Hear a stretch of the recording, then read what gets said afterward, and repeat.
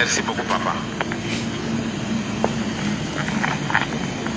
Les amis katanzembo kasi makamazali kuna katana nzembo ana de sali pass. Batata na mama. Batisimu de elumula kamutu na masumu. Soko batisimu elumula kamutu na masumu de ebukaki ndenge bana ba Israel bana ba Egyptien pardon kuna sika bazalaki na ba Israelien pardon sika moko na ba Egyptien bien donc babimaki na biloko nyonso to kasi bakati ngambo Nzambe apesi mibeko batata na mama soko to okete ba mangumo ebele boy bakuno baka Yesu eka a profondeur bango bazana bango na Yesu te lokola tsito yibi c'est un avertissement qu'on nous donne ndenge to sito okili ndenge to sito yibi yango sika to kapata précaution pointe ya solo tola na Nzambe na beso oyo ilakisi biso ete kuna lisusu te on dirait bana ba Israël basi babimi sika tsika wadubi biloko wana mosala yango lisusu te biloko nyonso to wana botika yango na boyi soko bazali na ngai pousse bien. Merci juste pour les merci sympa. Merci beaucoup. Merci madame. Ndenge nini batu bakotelaki kuna na la terre promise. Esika ilaka biso bokotela na la terre promise oyo Nzambe apesaki biso ilaka soko tozali bana na bolingo tozali bana na mibeko et tozali kosala mosala.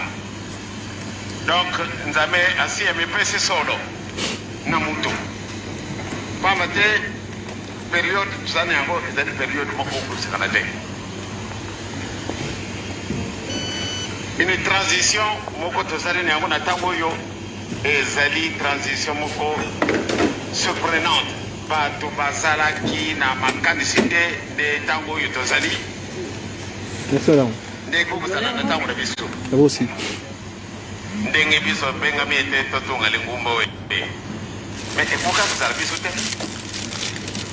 ndenge bato bakete biso totonga ndako kuna na nkamba ne ndako wana Nzambe tokoka kotonga yango biso te kasi Nzambe azali Nzambe ya mawa a proclamé à l'époque abata mibeko kotanga yango wana nde tokamati mibeko tozali kotanga kabutu moi poate moto azalaka mpe pembe na Nzambe donc tokamata likambo na biso au sérieux balimi na biso makambo manso oyo yake na bino na ntango bozalaki kuna bobwaka yango bokamata oyo yangai napesaka bino bana kala yango wana nde tokamati mibeko tozala ferme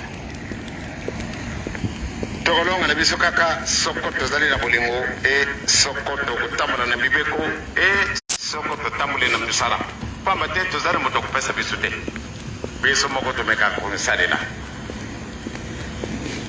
bato mingi basi baboni mwa mosala biso tosalaka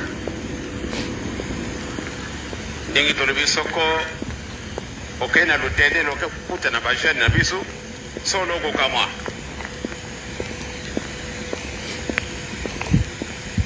ekokaka kosalama te ntango oyo namoni de baresponsable de l'église bango mpe bazwi effort moko oyo kosekana te bazala kosalaka ntango oyo bandi bameka mosala tolandi solo bajeune surtout na kati na mikolo tozalaki na basoirée spirituelle tokobanda yango mpe awa na Congo soko Nzambe akopesa biso nzela na kopesa démarrage ya soirée spirituelle awa na Congo. Est-ce que vous en avez besoin?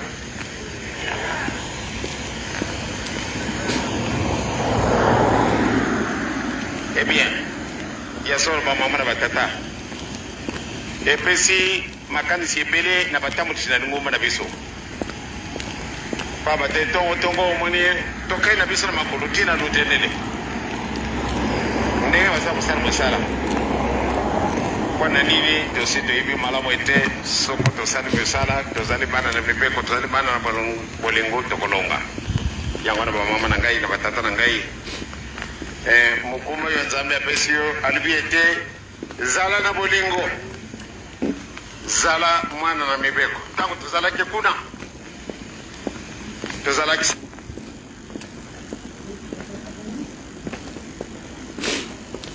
Mes chers amis, je suis navré, je vais devoir interrompre cette diffusion live, mais si Papa Simon Kimbangu Kiangani nous le permet, parce que ce Moutamountou là qui est arrivé aujourd'hui à Kinshasa, il en a pour à peu près jusqu'au 5 je crois, parce qu'il va continuer jusqu'au sud du Sud, au sud du Soudan, comme par hasard, hein, c'est le sud du Sud, parce que le Soudan du Sud, c'est je crois que c'est le dernier pays qui a été créé en Afrique. Cette partition de ce territoire. Nous travaillons pour l'unité et là-bas ils sont permis de créer le Sud du Nord et le Sud du Sud, alors que c'est le même peuple. Nous on se bat, effectivement, c'est nous qui avons la charge. Nkamba est notre source d'inspiration. C'est Nkamba qui est la capitale, le cœur de l'humanité, dans le Ntimanti. Et donc, il faut que les trois Congos soient réunifiés dans un premier temps. Les trois Congos. Parce que Tata Kimbangu est unique et il restera unique. Et donc, sa tête, on ne peut pas le dissocier avec son abdomen, ou bien l'abdomen, on peut pas le dissocier avec les pieds. Le corps est entier. La tête, Yaya Kanda, Angola. L'abdomen, la RD Congo. Et les pieds, la RC. C'est une communication de Mediaki. Le Mediaki, c'est une structure médiatique qui couvre tous les événements audiovisuels sur le kimongisme, à savoir la radio et la télévision. Kimongis, la presqu'île, le kimongisme info. Parce que dans le cas Mediaki, quand on parle média donc, les MCM comme messager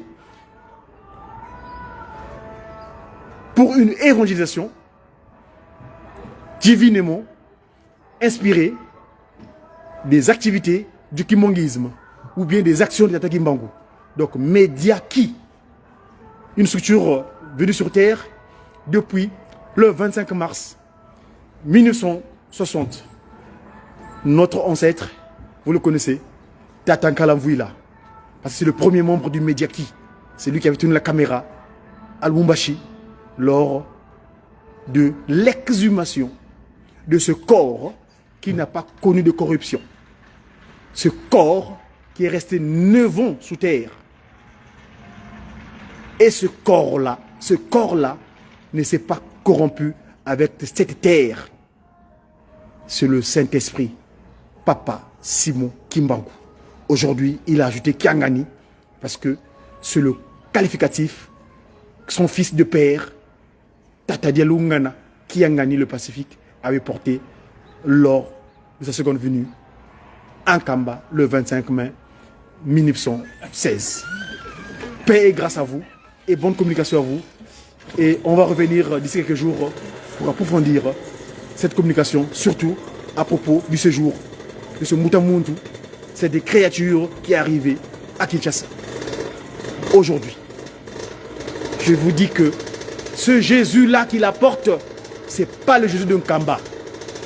Le Jésus-là, ce n'est pas le Jésus de Nazareth, mais c'est le Jésus de Kingidiangungu. Nous connaissons tous qui sont les Mbidiangungu, les 10 Suguntialukaya. Papa Mfumolongo l'a dit tout à l'heure. Et vous vous souvenez, le ministre des colonies à l'époque, Rinquin, l'avait dit. Ces gens-là, vous allez, ils connaissent le Nzambian pour tous les Indo. Apporte-leur le message qui est convenable à notre industrie, à notre économie. Donc leur loi du milieu. Parce que économie veut dire économos, la loi du milieu. Donc la loi du milieu qui correspondait à leur bien-être. Donc l'Occident. Mais depuis là, Mvaïka memubolo compasia. Ha, Mvaïka memubolo quoi? Ha tata. C'est tata qui solo kele. Moi tata lungana et moi novel tata ngena kontima. Sa divinité, Papa Simon Kimbangu. J'ai qui? J'ai sa divinité, Papa Simon Kimbangu Kangani, à qui nous demandons toutes choses. Si toi mon âne, si toi mon âne,